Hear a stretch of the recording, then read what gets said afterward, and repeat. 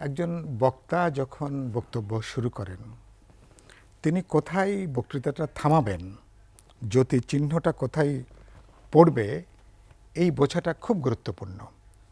আমরা ছোটকাল থেকে দেখছি না যে অমুক football player, cricket player, basket বলের প্লেয়ার তিনি অবসর নিচ্ছেন। আমাদের অধিকাংশ প্লেয়াররা যারা ফর্ম পড়ে গেলে যারা অবসর নেন, মানুষ যখন ওদেরকে ধুয়ো দেওয়া শুরু করে, যখন যারা অবসর নেন তাদের কথা বেশিরভাগ মানুষ কিন্তু মনে রাখে না। যারা ফর্ম থাকতে যারা অবসর নেন, ফর্ম থাকতে তিনি ভালো ফর্মে আছেন, তিনি রান করতে পারছেন, দৌড়াতে পারছেন, গোল করতে পারছেন, তখন যদি কেউ অবসর নেয় তখন মানুষ চিৎকার করে, না ওনার আরও খেলা দরকার, আরও 6 মাস, 1 বছর, 2 বছর খেলা দরকার। তো আপনি যে দৌড়টা শুরু করেছেন, কোথায় দৌড়টা থামাতে হবে, কোথায় বিরতি নেবেন, কোথায় দৌড়টা আপনি শেষ করবেন, এই বোধটা অত্যন্ত গুরুত্বপূর্ণ। যে কোনো আধুনিক ডেমোক্রেটিক স্টেটে, আমি 91-এ, আমি 2001-এ আমি লন্ডন গিয়েছিলাম, তখন ওই ইলেকশন হচ্ছিল তখন। তো ভোরবেলা তখন দেখলাম যে আমি যে বাসায় ছিলাম, জগলু ভাই তিনি এখন মারা গেছেন, আমাকে ঘুম থেকে উঠে বললেন যে এখন ওই ইলেকশনে যিনি হেরে গেছেন তিনি এখন বক্তব্য রাখবেন। তো তিনি বললেন, তারপরে তিনি জাস্ট 2 মিনিট বললেন, নতুন এটা হলো, এবং যে কথাটা বললাম, এবং তখন তার বয়স 39, ওরা 30-31-এ রাজনীতিতে আসছে, 35-36-এ দলের প্রধান, একবার পার্লামেন্টে গেল, 39-40-এ এসে তিনি দল যখন হেরে গেল তখন তিনি দায়িত্ব নিয়ে তখন তিনি দলের দায়িত্ব তিনি ছেড়ে দিলেন। এই যে ডেমোক্রেটিক ভ্যালুসগুলো, এই যে ভ্যালুসগুলো, তার তো এই ভ্যালুসগুলো যে পশ্চিমা বিশ্ব এখনও গণতন্ত্রের নামে আমাদেরকে যে তাবিজ বিক্রি করতে পারছে, মার্কিন যুক্তরাষ্ট্র, ইসরায়েলে যে এখন যে ইসরায়েল যে গণহত্যা চালাচ্ছে, এটা তো গাজায় তারা যে গণহত্যা চালাচ্ছে, এটা তো চালাতে পারছে দুটো বড় দাগের কারণে। একটা হচ্ছে মার্কিন মদত, তাদের রাজনৈতিক, সামরিক, অর্থনৈতিক সর্বাত্মক তাদের জায়গাটা, আর একটা হচ্ছে আরব দুনিয়াকে তারা ভাগ করে ফেলেছে তারা। এই 2 কারণের জন্য।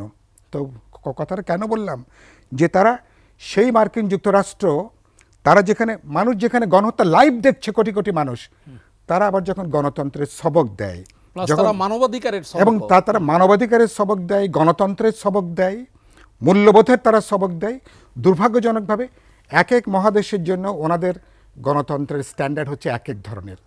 মধ্যপ্রাচ্যের জন্য মনে করে ইসরায়েল যেটা করছে নাকি এটা নাকি মানবাধিকার, এটা নাকি গণতন্ত্র। আবার তারা আফ্রিকার জন্য এক ধরনের, ল্যাটিন আমেরিকা আমাদের জন্য। সেজন্য আমি যে কথাটা বলেছি যে আপনি কোথায়, আপনাকে থামাটা খুব গুরুত্বপূর্ণ। আমি মনে করি প্রফেসর ইউনূস বিশ্বব্যাপী যারা এখন সবচেয়ে মর্যাদার সম্পন্ন মানুষ, তিনি তার মধ্যে একজন, এবং তিনি পাবলিক দেশে তাকে আমরা যতখানি নিস্পৃহ দেখি, বাইরে তিনি তত বেশি তিনি উজ্জ্বল। বাইরে যখন তিনি কোনো ইন্টারন্যাশনাল ফোরামে থাকেন, তিনি এবার অবশ্য তাকে আমরা অনেক ব্রাইট দেখেছি অনেকগুলো প্রোগ্রামে, কিন্তু বাইরে তিনি অনেক বেশি তিনি উজ্জ্বল। তো এই জায়গাটা তিনি ধরে রাখবেন। আমাদের যে ন্যাশনাল প্রাইডটা, যে প্রফেসর ইউনূসের নেতৃত্বে বাংলাদেশে অন্তর্বর্তী সরকার একটা ডেমোক্রেটিক ট্রানজিশনের জায়গাটা তারা নিশ্চিত করতে পেরেছে, সমাজটাকে ঐক্যবদ্ধ করতে পেরেছে, বিভাজন বিভক্তির বাইরে এসে নানা প্রশ্নের দ্বিমত থাকবে, কিন্তু নেশনটাকে তিনি ঐক্যবদ্ধ করতে পেরেছেন, এবং একটা গণতান্ত্রিক অভিযাত্রার দিকে তিনি যাত্রা শুরু করেছেন তার নেতৃত্বে।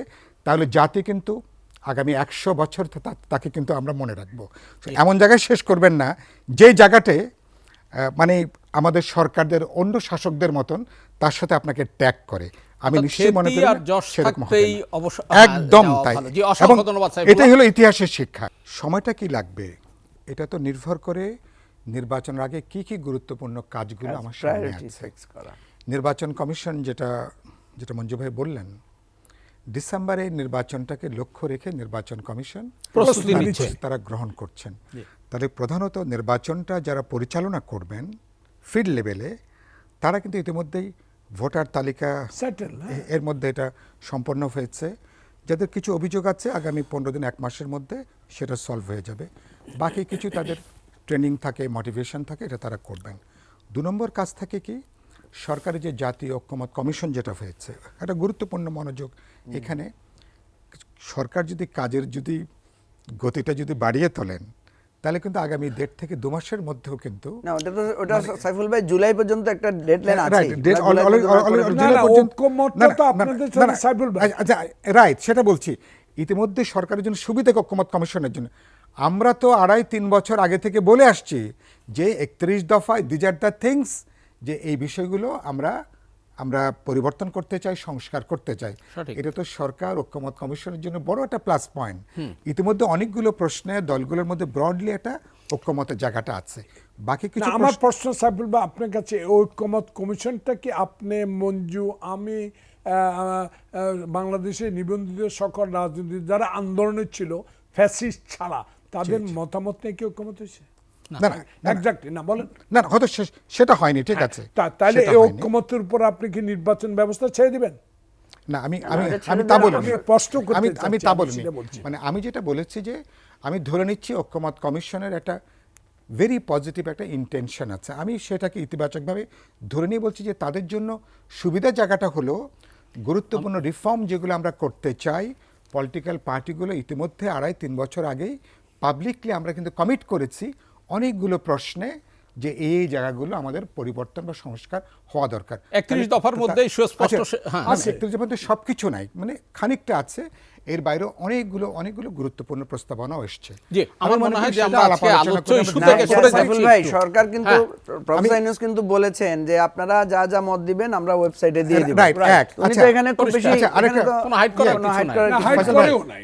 না, আমি বলছি তাহলে সরকার কোথায় দাঁড়াবে? সরকার দাঁড়াবে কোথায়? আলাপ আলোচনা করে যেখানে ন্যূনতম ঐক্যমত আমরা একমত হতে পারছি সেটা করে ফেলবে। তাহলে সেটা করলে সেটা আমরা সনদ আকারে বলি, চুক্তি আকারে বলি, বোঝাপড়া আকারে বলি, সেটা নিয়ে আমরা একটা বোঝাপড়ার জায়গাটা তৈরি করব। বাকি প্রশ্নগুলো পলিটিক্যাল এরিনাতে ডিবেট হিসেবে থাকবে, আলোচনা হিসেবে থাকবে। এটা যদি করেন, এমনকি ডিসেম্বর না, অক্টোবর নভেম্বরের মধ্যেও কিন্তু নির্বাচন করা সম্ভব। মানে বাকিটা নির্ভর করে সরকারের রাজনৈতিক সদিচ্ছার উপরে। সাইফুল ভাই, মঞ্জু ভাই, নির্বাচন আমরা যদি আপনার বলেন আমরা নাইবা কইলাম যে নাইবা করার কারণে যদি নির্বাচনটা জনগণের প্রত্যাশা অনুযায়ী ডেটটা ডিক্লেয়ার করে দিতেন, আমরা নির্বাচন কইতাম না। আমরা বলতাম যে সংস্কার কন্টিনিউ করেন, যেগুলো প্রয়োজন ভোটের জন্য, রাইট, যাতে 10টা হুন্ডা 20টা গুন্ডা পুলিশ দিয়া ভোট কেন্দ্র এগুলো সংস্কার করেন। আর বাকি সংস্কারগুলো যারা ক্ষমতায় সরকার গঠন করবে তাদের ছেড়ে। আর যদি মনে মনে থাকে যে আমি যদি আবার থাইকা যাইতে হয় তাহলে তো ডিসেম্বর হবে না। সাইফুল ভাই, যদি ডিসেম্বরে নির্বাচন নিতে হয়, আমার দৃষ্টিতে this is not the voice of BNP as a মুক্তিযোদ্ধা, স্বাধীনতা যোদ্ধা হিসাবে আপনার সাথে ঐক্যমতে পৌঁছবে একটি কারণে, ডিসেম্বরের মধ্যে নির্বাচনটা নেওয়ার ব্যবস্থা করেন না। দেশে যে ষড়যন্ত্র আবার পাকাপোক্ত হচ্ছে, এটা কি যে ভারতের যে এখন লাস্ট যে ট্রান্সশিপমেন্টের যে ব্যবস্থা, এবং টুস করে একবার ইউনিভার্সিটি ফেলাই দে, আবার টুস করে উনি চলে আসবে, আবার কর্মীদেরকে জয় বাংলা স্লোগান দিতে বলবে, আবার সবজিওয়ালা আবার আগুনের ব্যবস্থা করবে। দেখবেন তখন ট্রাম্পের সাথে মিলায় আসে কত কথা যে পাগলের মতো বলা শুরু করবে, তখন দেশে যে একটা অস্থিরতার সৃষ্টি হবে, সেটা রুখের মতো শক্তি এই সরকারের কি থাকবে? এখন যে পরিস্থিতিটা ধরুন 8 মাস পার হয়ে এখন কিন্তু মানুষের মনের মধ্যে যদি আপনি একটু সার্ভে করে দেখতে পারেন দেশটা কোন দিকে যাচ্ছে, যখন একটা ভালো জিনিস দেখে মানুষ উৎফুল্ল হয়, আনন্দিত হয়, মানুষের মধ্যে একটা আশাবাদের জায়গাটা তৈরি করে। আবার যখন ললেসনেস দেখে, যখন একটা মব সন্ত্রাস দেখে, কোথায় কার বাড়ি কখন হামলে পড়বে, কোথায় কি মানুষ জানে না। এই যে 8 মাস পরে কেন আমি এরকম একটা নিরাপত্তাহীনতার জায়গায় থাকবো, কেন থাকবো? এটা যদি অভ্যুত্থানে পরপর হতো 15 দিন, 1 মাস, 2 মাস, এটার একটা যৌক্তিক কারণ থাকতে পারে। তার মানে কি, একটা হচ্ছে যে আমার বিশ্লেষণ যে সরকারের সঙ্গে রাজনৈতিক দলগুলোর যদি দূরত্বটা বাড়তে থাকে, অনেক অশুভ শক্তি এই সুযোগটা গ্রহণ করতে পারে। 1, 2 নম্বর হচ্ছে সরকারে যদি বিশেষ কোনো রাজনৈতিক ইন্টেনশন যদি দেখা যায়, যেটা আজকের আপনার প্রধান যে আলোচ্য বিষয় আপনার এবারকার এই আজকের এই মিটিংয়ের, সরকার ডেফিনিট কোনো পলিটিক্যাল এজেন্ডা আছে, ডেফিনিট কোনো দিকে তারা যেতে চায়, যেটা বলতে পারেন আপনি বললেন না যে স্বরাষ্ট্র উপদেষ্টার বক্তব্যের মধ্য দিয়ে এটা কি বাজারে কথাটা ছেড়ে দিলেন, জনমতকে এক ধরনের জানা বোঝার জন্য অনেকগুলো জিনিস আমরা আগে দেখতাম যে বাজারে ছেড়ে দেয়, পাবলিকের রেসপন্সটা বোঝার চেষ্টা করে। তার একটা অংশ কিনা সেটা তিনি না বললে অন্য কেউ সেটা বললেও সেটা পারতেন, তাহলে সরকারকে অপ্রয়োজনীয় বিতর্কের মধ্যে পড়তে হতো না।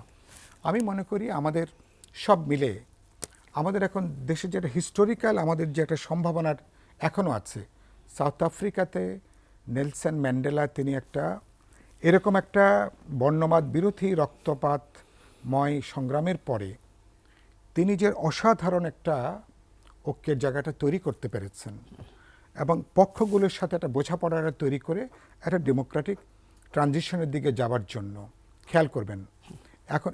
এবং সেই আমি মনে করি হয়তো ওই মাত্রায় না হলেও আমি মনে করি প্রফেসর ইউনূসের সরকার তাদের যদি কোনো বিশেষ পক্ষপাত না থাকে কাজটা অনেক সহজ হবে। সবাইকে তিনি আস্থার মধ্যে আনতে পারেন, বোঝাপড়া তৈরি করতে পারেন, একটা ন্যাশনাল কনসেনসাস যেটাকে আমি বন্দোবস্ত আকারে বলি, সনদ আকারে বলি, তাহলে সে জায়গাটাকে আমরা আসতে পারি। আমি মনে করি এই সুযোগটা কোনোভাবেই হাতছাড়া করা নষ্ট করা ঠিক হবে না। আমি আশাবাদী মানুষ, নানা প্রশ্নে আমাদের দ্বিমত থাকবে, বিতর্ক করব, কিন্তু দিন শেষে আমি মনে করি এই সরকারের নেতৃত্বেই আমি যে আছে না, আমি সরকারের যদি নিরপেক্ষতা প্রশ্নবিদ্ধ হয় তাহলে কিন্তু আবার একটা নিরপেক্ষ সরকারের দাবিটাও কিন্তু উঠতে পারে নির্বাচনের জন্য, আবার একটা তত্ত্বাবধায়ক সরকার দাবি উঠতে পারে। আমরা ওরকম জায়গায় যেতে চাই না। আমি সরকারকে সফল হতে চাই, সরকারকে আমরা সহযোগিতা আমরা করতে চাই। অসংখ্য ধন্যবাদ সাইফুল হক। মঞ্জু ভাই, আমরা একেবারেই শেষ পর্বে, আপনি 1 মিনিটে যদি আপনার কিছু শেষ কথা বলেন। একটা বিষয় আপনি আলোচনা এসেছিল ট্রান্সশিপমেন্টের বিষয়টা, যে ইন্ডিয়া হঠাৎ করে আমাদের ট্রান্সশিপমেন্ট বাতিল করলো। সবসময় তো বাংলাদেশকে অস্থির করবার জন্য তারা সচেষ্ট থাকে। এটা অত্যন্ত পরিষ্কার যে ইন্ডিয়া যে হুমকিটা আগে দিয়েছে যে এই সরকারকে সাথে সে কোনো ভালো সম্পর্ক রাখবে না, এটা তারই একটা ধারাবাহিকতা। এবং একটা ট্রান্সশিপমেন্ট আপনি এই ট্রান্সশিপমেন্টে ঐক্যমত্য হয়েছেন তো একটা প্রসেসের মধ্যে দিয়ে, আপনি এটা বাতিল করলেন একটা প্রসেসের মধ্যে দিয়ে আসতেন। আরো হাস্যকর ব্যাপার হচ্ছে, মনে হয় পরশুদিন দেখলাম যে ভারতের পররাষ্ট্রমন্ত্রী বলছে বাংলাদেশের নাকি সবচেয়ে সেরা বন্ধু হচ্ছে তারা, বাংলাদেশের সবচেয়ে বেশি কল্যাণ তারা চায়। অর্থাৎ শেখ হাসিনার জন্য তাদের সব দুয়ার খোলা, আর এই শেখ হাসিনা ছাড়া বাংলাদেশের আমরা যত জনগণ আছি তাদের জন্য তাদের দুয়ার বন্ধ। কি লাভ হবে? আজকে সাইফুল ভাই, আমি একটা মিটিংয়ে ছিলাম, সাইফুল ভাই এখানে একটা ভালো কথা বলেছেন। উনি বলেছেন আপনাদের যদি 11টা লাঠি থাকে, আমাদের 3-4টা লাঠি তো আছে। আমরা হয়তো দুর্বল হইতে পারি, কিন্তু আপনি এটা মনে করবেন না যে আমরা প্রতিবেশী হিসাবে আপনি অশান্তি সৃষ্টি করলে আমরা যে খুব শান্তি সৃষ্টি করবো তা না। আপনি আমাকে নিচে ফেললেন, আমি চিমটি দেওয়ার তো সুযোগ পাবো। অসংখ্য ধন্যবাদ জনাব জয়নাল আবদিন ফারুক। বিষয় হলো মঞ্জুবার কাছে প্রশ্ন, সাইফুল ভাইয়ের কাছে প্রশ্ন। নির্বাচন পয়রা কইরা গলা শুকিয়ে ফেলছি অন্যরা বলে, তো সে বিষয়ে ওনাদের মতামতটা আমাদের পক্ষে আছে কিনা আমি জানি না। পক্ষে না, নির্বাচনের পক্ষে এই বিষয়টা আগামীতে আরো খোলাসা করুন বলে আশা রাখি। শেষ এসিটিভি গভীর রাতের এই অনুষ্ঠানে যে কথাগুলো আমরা দুই মহান ব্যক্তির সাথে আমি ক্ষুদে ব্যক্তি আলোচনা অংশগ্রহণ করেছি, সেই বিষয়বস্তু দ্বারা একটা, ইনোস তুমি ভালো মানুষ, ইনোস তোমাকে সমর্থন করি, লেকিন আবার যেন আওয়ামী ফ্যাসিস্টরা সুযোগ না পায়, অতি সত্ত্বর একটা নির্বাচনের ব্যবস্থা করেন। অসংখ্য ধন্যবাদ আপনাকে জনাব সাইফুল হক। শেষ না, আমি মনে করি যে আমাদের এখানে ডেমোক্রেটিক ট্রানজিশনের তো কোনো বিকল্প নেই। একটা ধরুন যে কোনো আধুনিক গণতন্ত্র রাষ্ট্র একটা পলিটিক্যাল ইনস্টিটিউশন, তাহলে রাষ্ট্রকে লিড করতে গেলে we need political parties, we need political leadership. তো এখন ধরুন আমাদেরকে এখন যে সুযোগটা এসছে, আমরা যে একটা সংঘাতময় পরিস্থিতির মধ্যে ছিলাম, এই সরকারের দায়িত্ব হচ্ছে আমাদের জন্য একটা অনুকূল, একটা অবাধ, নিরপেক্ষ, বিশ্বাসযোগ্য নির্বাচন, যাতে এই জমিনে কোনো ধরনের ফ্যাসিজম যে কোনো চেহারাই হোক, যে কোনো নামে হোক, যে কোনো বর্ণে হোক না কেন, যাতে আসতে না পারে। এইখানে অন্তর্বর্তী সরকার একটা লিডিং ভূমিকা নেবেন, দায়িত্বশীল ভূমিকা নেবেন, ঐক্য, বোঝাপড়া, সংহতির মধ্য দিয়ে 21 শতাব্দীর উপযোগী একটা মানবিক, গণতান্ত্রিক, সাম্যভিত্তিক রাষ্ট্র, সমাজ, সংবিধানের পথে হাঁটতে পারো। এই কাজটা করতে পারলে অনেক সমালোচনা থাকার পরও প্রফেসর ইউনূসের সরকারকে A++ দিতে আমি কিন্তু দ্বিধা করব না। আমি আশা করি তিনি A++ নিয়েই তিনি বিদায় নেবেন এবং ইতিহাসে তার সরকারের নামটা যাতে স্বর্ণাক্ষরে লেখা থাকে, আমি সেটাই চাইব।